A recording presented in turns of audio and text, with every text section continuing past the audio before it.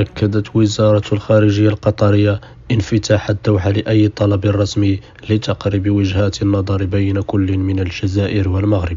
وأفادت صحيفة عين العرب بأن ماجد الأنصاري مستشار رئيس مجلس الوزراء ووزير الخارجية القطري قال خلال الإحاطة الأسبوعية لوزارة الخارجية إن الشيخ تميم بن حمد الثاني أمير قطر تلقى رسالة خطية من عبد المجيد التبون الرئيس الجزائري تتصل بالعلاقات الثنائية الوطيدة بين البلدين وسبل دعمها وتعزيزها.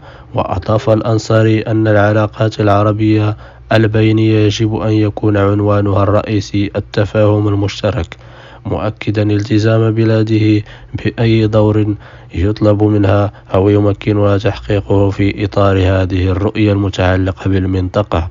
وكشف المتحدث الرسمي لوزارة الخارجية القطري أن الرسائل بين الدوحة والجزائر التي تم الإشارة إليها تتعلق بالعلاقة الثنائية بين البلدين، موضحا أنه مما لا شك فيه أن رأب الصداع بين الأشقاء يمثل اهتماما رئيسيا لدولة قطر. وكان ملك المغرب محمد السادس نصره الله دعا الجزائر إلى فتح الحدود بين البلدين والشعبين الجارين الشقيقين. جاء ذلك خلال خطاب للملك إلى شعبه بمناسبة عيد العرش الذي يوافق الذكرى 24 لتربعه على العرش. وقال ملك المغرب إن عملنا على خدمة شعبنا لا يقتصر فقط على القضايا الداخلية، وإنما نحرص أيضا على إقامة علاقات وطيدة مع الدول الشقيقة والصديقة وخاصة دول الجور. ولم يصدق أي تعليق رسمي من جانب الجزائر على تصريحات ملك المغرب حتى الآن.